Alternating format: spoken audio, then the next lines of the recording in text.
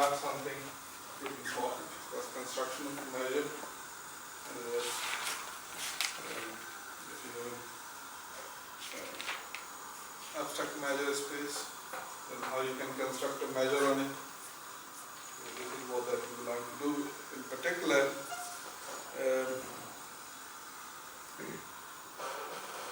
we're gonna. Okay, let me begin with an observation. So, in a concrete case, so if we have an open interval,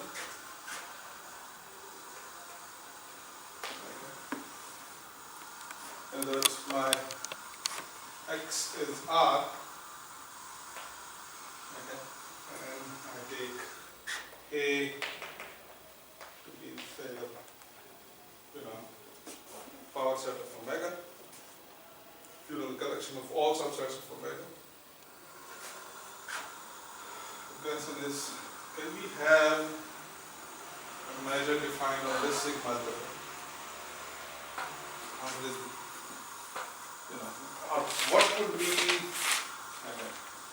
What could be the natural measure that you can define on subset of R actually? So one of the natural measure that usually that we use, okay, and we have seen previously, is what? Is the length actually. Okay? Is length. So what would be the length of this? So the length of this is going to be b minus a. Okay.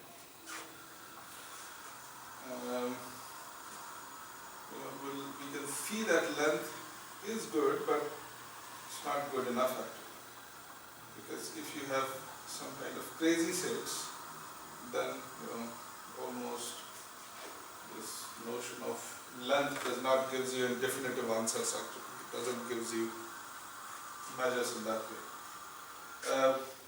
What could be one of the example? For example, if I take an open set, for example, okay, if I take an open set, we know that open set is basically a countable union of open intervals. Okay. I can also give it a notion of length actually, in other words. And what would be that? Because I have to give, for example, the notion of length to this measure. This would be the sum naturally, okay, of AI is AI bi minus AI. So like this is one of the potential way of doing it. How about, so it's like we are fine with like open interval and open sets. How about if I have a generic set actually? So it's like it's any subset of R. How can I compute its measure? Well, its length actually. Maximum, minimum. Maximum, minimum. Minimum, maximum. Sir, what do we mean by this? How do we compute this summation? Which one? This one? Yes, sir. No, this is a series actually. You may assume that this series is somehow going to converge actually. So the sum, the limit of this series is going to give you the length of that open particular set actually. Okay. I mean, we are fine with open sets and maybe the open intervals actually with some care. The trouble lies when you want to do this for an arbitrary subset of R. Maximum of E and minimum of E and subtraction of. Does the maximum and minimum of E exist? Is it necessary that E should be bounded? Or something like that. Okay, so it's like what essentially, in other words, you want to say that if I can put E into an open set, In other words, if I can find kind of an open set, okay, and I can measure the length of this open set, okay, this can kind of give me an estimate for the length of E actually. Okay, so there can be many open sets containing E. Then I can choose that the smallest open sets with the smallest length could give us the length of the E actually. Okay, so that's the only trick that we can think of measuring E. But we can actually show that if you define the length in this manner, in other words, if you want to compute the measure of E in such a way that you take the infimum, okay, of lengths of those open sets which cover E, okay, then I can give you some sets for which this definition doesn't work. In other words, with this definition you can't measure them.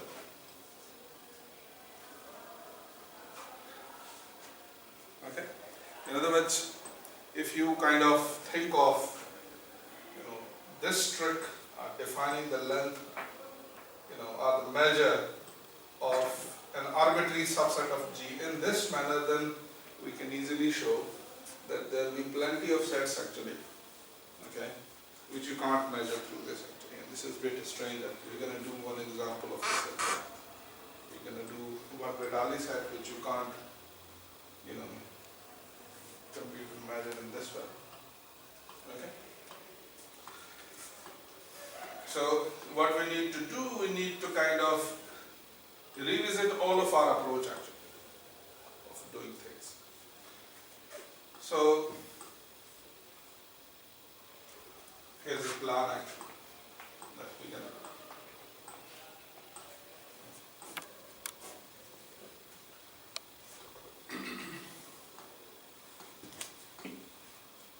Plan is this. Sir, the way we are defining the length of any open set, I don't think, sir, this is going to be the length, the usual length between the open sets, because it will take one length, then add another length, another length, another length.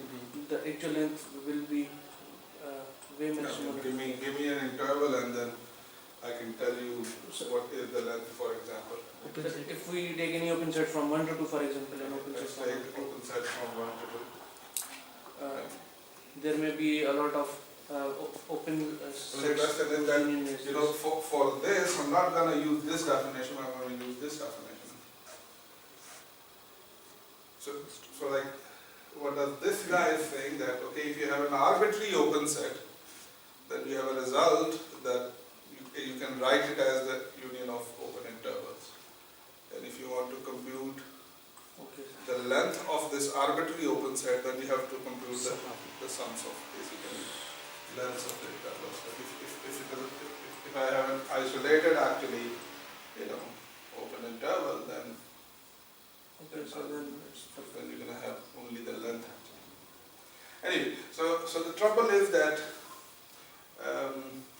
if you define length in this manner, in other words, we want some measure for subsets of R which can do this and this, which is very intuitive actually.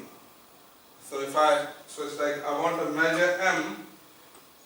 Like if I ask from M that what is the measure of the length, this interval AB, it must give us B minus A, and it should give us for the open sets, such kind of a measure. Okay, but it can also, or it should also give us, the measure of arbitrary kind of subsets of R. One of the trouble is that it's pretty much difficult to measure all kind of subsets of R by one particular intuitive definition of measure actually. There will be always sets which you can't measure. Otherwise, the non-measurable sets. the crazy sets, the things that makes up what you call Banach-Tarski paradox.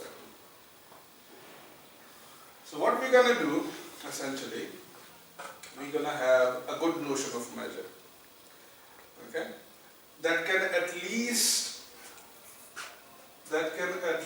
measure everything for us in the Borel sigma-algebra. In other words, if I have any kind of Borel set, I mean, if you think about it, practically, the mathematics that you are doing is usually in the Borel sets actually. It's the finite sets, or closed sets, or open sets, semi-infinite, semi-closed, all kind of sets that you usually deal with is the Borel sigma-algebra actually, or the Borel sets.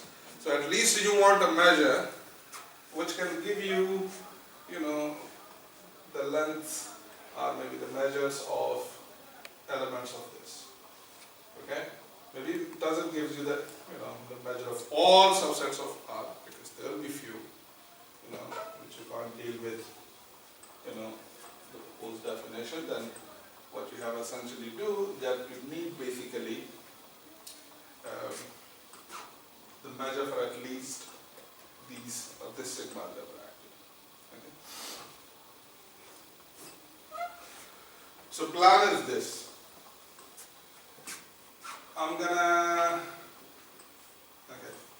I can write an abstract plan which can work not only for this case, but it can work for any of abstract, what do you call,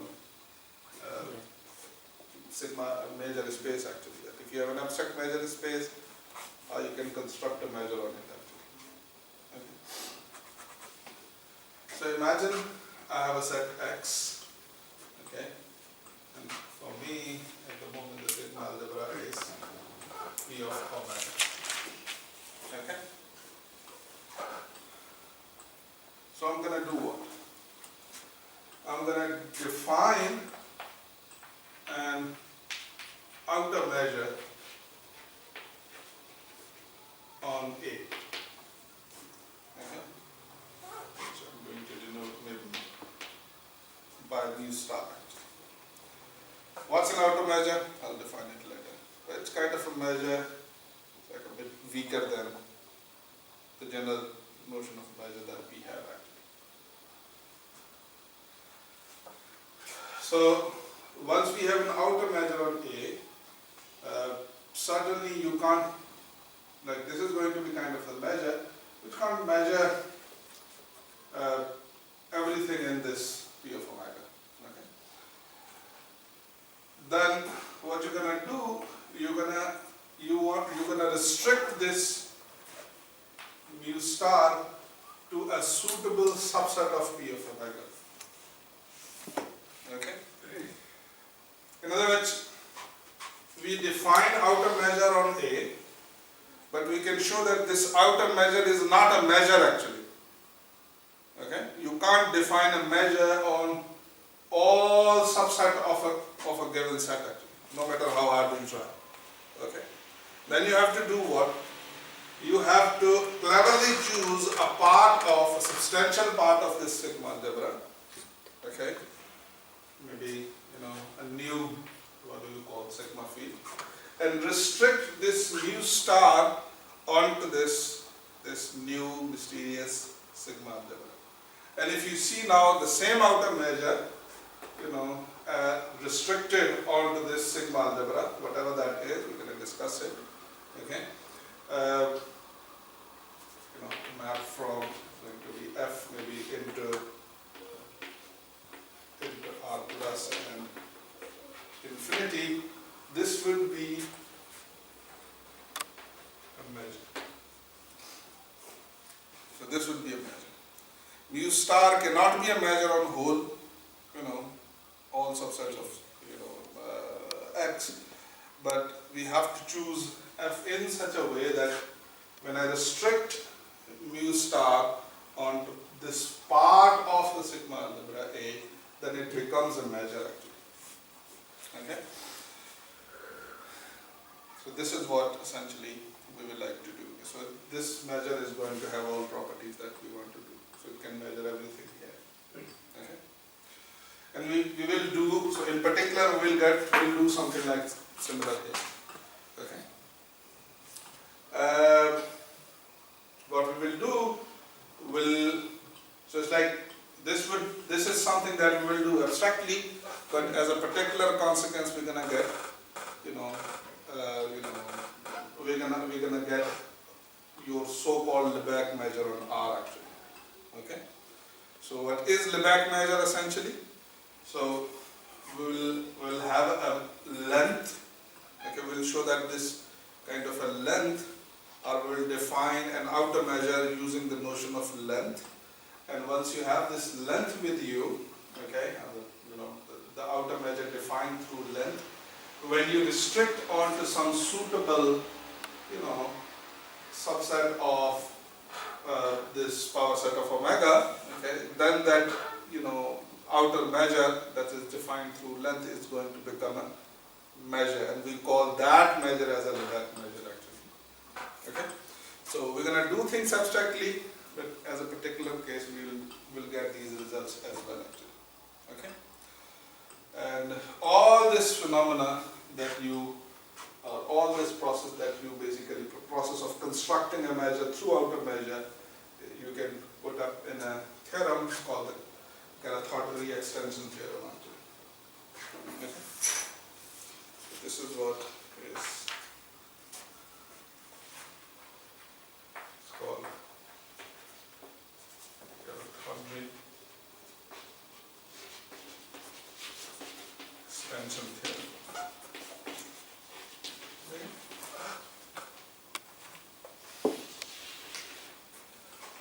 Pretty technical stuff, but it's good that one must learn this method of constructing measures on the abstract measure spaces actually. This is pretty useful actually. Alright, so let me state Carathéodory theorem and then prove some part of it.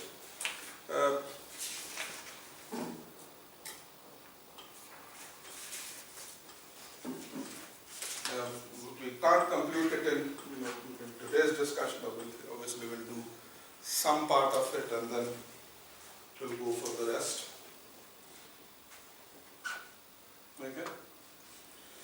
So imagine you have an algebra.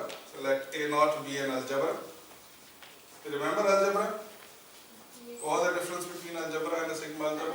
We have finite countability. Yes. So you have the finite countable additivity, not, So let A naught be an algebra. Let's begin with algebra. Okay. And L is and then I have with a map, okay, with a map L, okay, which is a map from A naught into 0 to plus infinity. And that's a map. So it's kind of a rough notion of length actually. Okay. So notion of length such that this length has this intuitive property. Okay. Such that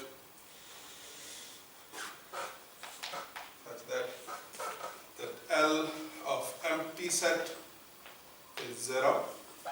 Okay. If you measure the length of empty set, it's going to give you 0.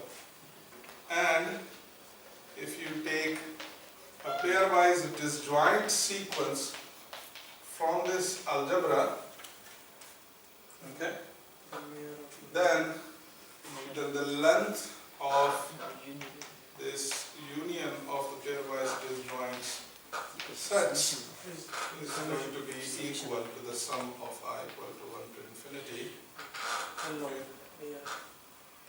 of I. Okay, so it has these two properties. We can already see that if we take, for example, collection of, so it's like in this particular case, the A naught is going to be the collection of open intervals. Okay, and you need to put an empty set there as well. And the that length is going to be the length of the interval that you have defined, for example, there. Okay. So, that length has all these two properties. But here A0 is an abstract thing and L is an abstract map with these two properties. Now, using this length, I can define something that is called outer measure. But let me put the definition of outer measure. So what I mean by an outer measure? Definition of outer measure.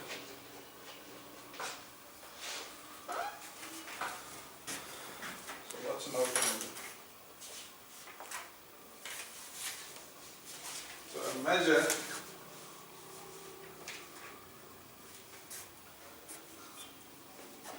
so let X be a set,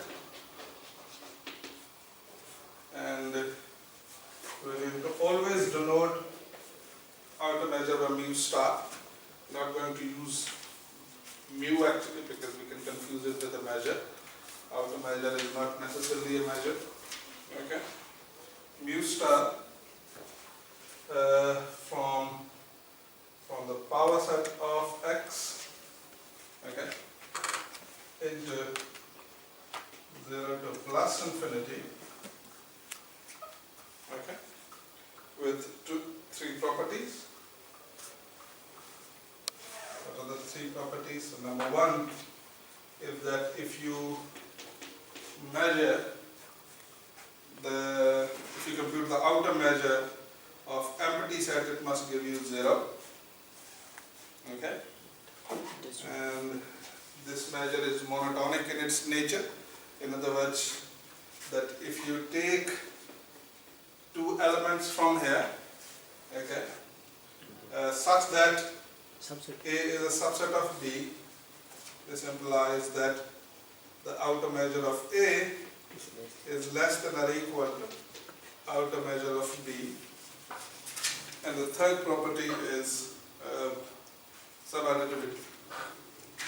In other words, that if you take a sequence of subsets of X, in other words, if you take a sequence, not necessarily disjoint, if you take a sequence of subsets of X or elements from the power set of X, then the mu star of their union is less than or equal to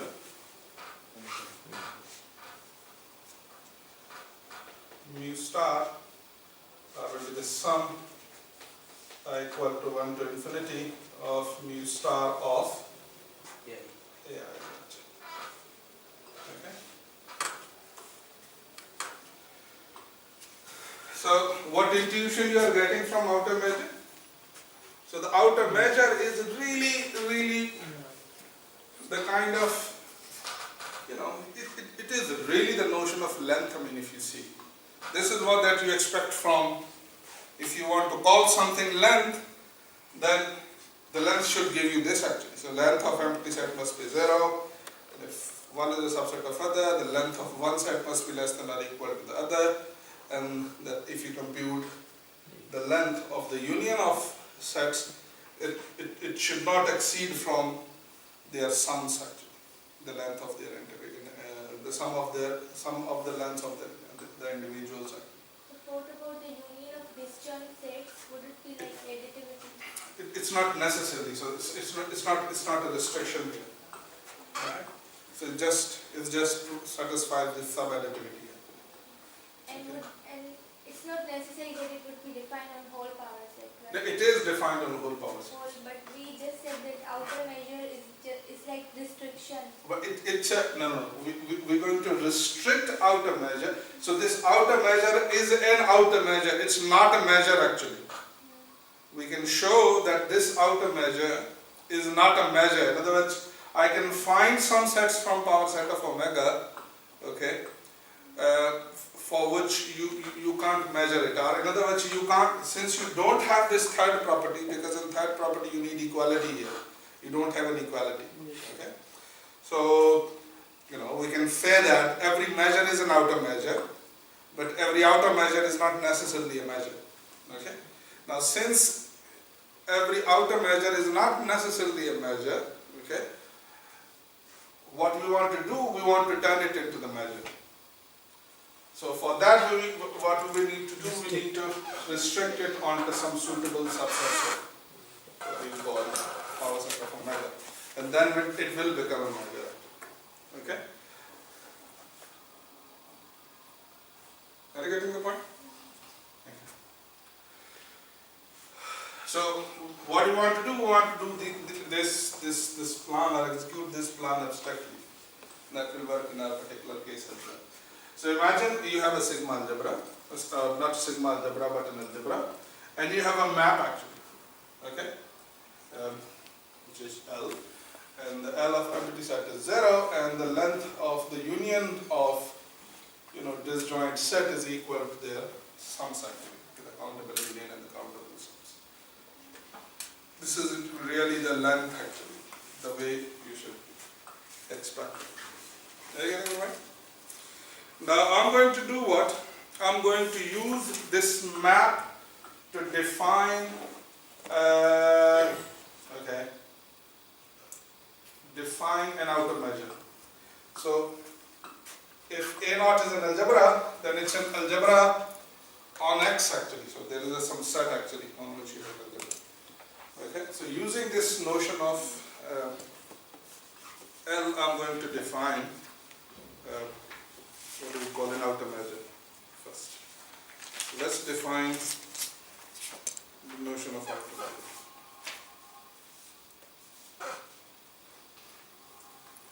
So let me write this theorem. Let's call it Carathéodory extension theorem. Suppose A0 is algebra. A0 is algebra and L is the map defined above. Okay.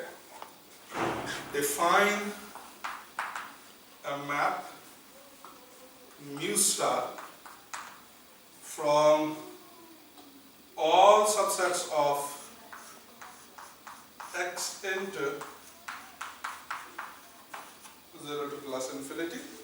Okay.